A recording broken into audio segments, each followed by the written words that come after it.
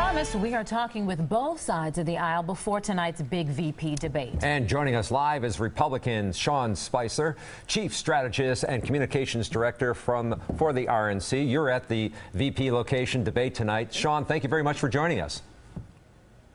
You bet, Charles. Thanks for having me. Well, Governor Pence has been described as the explainer-in-chief for the many times he's been asked to defend Donald Trump's comments. Will he have to play that role tonight? What do you expect him to say about how Trump has the temperament to be president?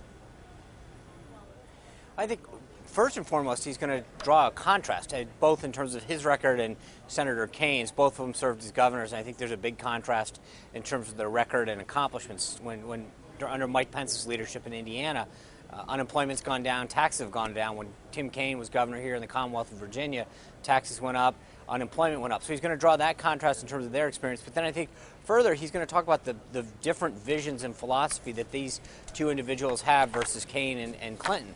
I think in talking about making change in Washington, shaking things up, not going for the status quo, I think for people who watch tonight, there's going to be a big difference. If you're a big government person, if you believe that things in Washington are working well, then I think you're going to hear a lot about the experience that and time in Washington that Hillary Clinton and Tim Kaine have had.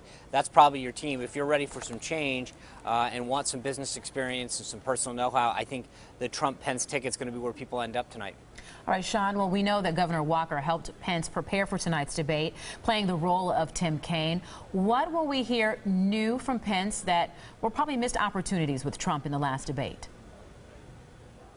Well, that's right, Shannon. I mean, you know Governor Walker's a skilled debater. He's gone through not just elections, but recalls.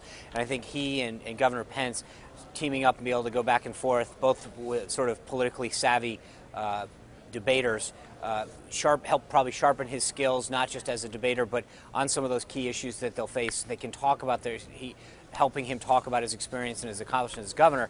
But I think you're going to hear a lot more issues and substance, hopefully, from Governor Pence tonight. That's really what he does. He's spent 10 years in Congress as a leader, and then the last 4 as the Indiana governor, leading Indiana. And I think you're going to hear a lot about job creation, health care, education, things that they believe will help move this country forward and make everyone's lives better.